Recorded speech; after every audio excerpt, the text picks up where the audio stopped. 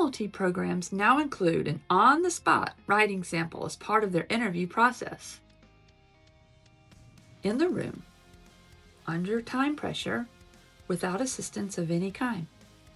Most applicants walk into this component completely unprepared because almost no interview prep content reviews it.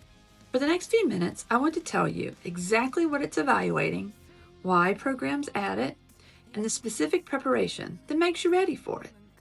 Because the writing sample is not as intimidating as it sounds if you understand what it's actually for. And the preparation for it produces something that benefits almost every part of your interview as well. Two specific reasons are driving the writing sample trend, and they come from completely different directions. Reason 1, AI-generated application materials.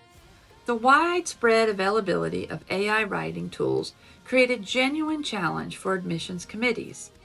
A personal statement generated by AI can be polished, comprehensive, and completely devoid of a specific human voice, and generally professional insight that makes a personal statement actually move someone.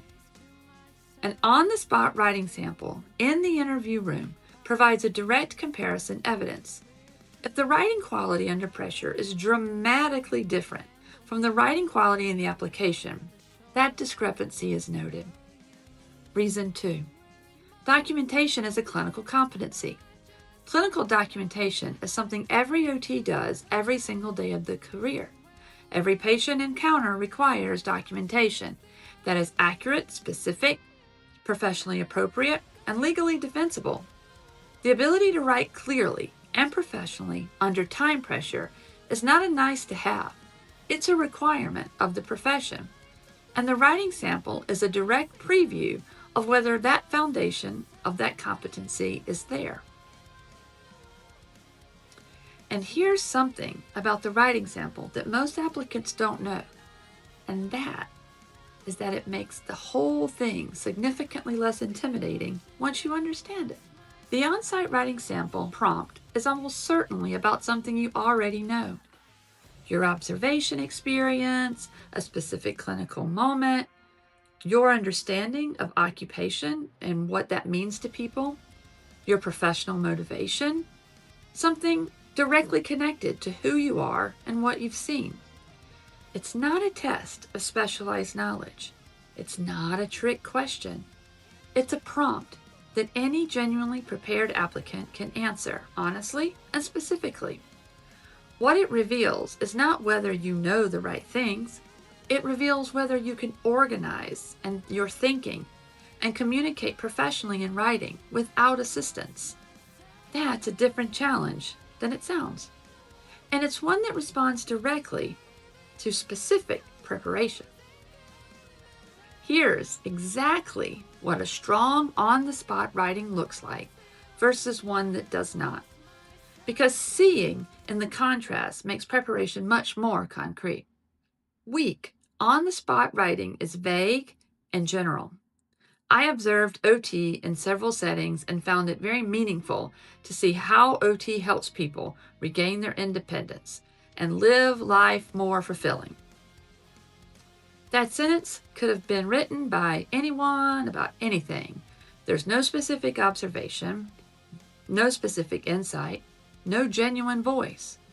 A strong, on-the-spot writing is specific and genuine. I watched an OT in a nursing home spend the first 15 minutes of a session not doing anything clinical. She was asking the patient about his morning routine before his stroke, what he did first, whether he was a coffee person, what the bathroom layout looked like. She was building an occupational profile before she built a plan. I hadn't understood that an OT begins with who a person is and what they can't do and what they want to do. That demonstrates a specific clinical observation, specific professional insight, a genuine voice like a person's thinking. And that is what committees are looking for and what they're scoring. And here is the preparation protocol that produces that quality of writing under time pressure, starting right now, before your interview is even scheduled. So, 3 times per week for 3 weeks before your interview. Set a timer for 15 to 20 minutes and write about clinical or professional topic without any editing during the designated writing period. 4 prompts worth practicing in this order. Week 1. Describe a moment of your observation experience and what it revealed about what OT actually is or does for people. Week 2. What does occupation mean in the context of human health, and why does it matter? Week 3.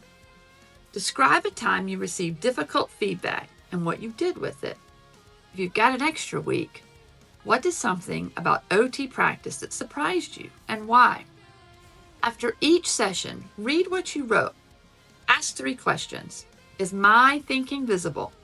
Does it sound like me? And does that language answer the question? The practice builds skill, the genuine ability to organize thought and communicate it under professional pressure. If you want more help, my group sessions and OT School Level Up both cover the complete interview preparation framework, including the writing sample strategy. Group sessions have very limited space, but the link is provided, and I host all month. OT Student Level Up is my school community where you can join us and access all kinds of resources regarding the OTCAS process. See you there.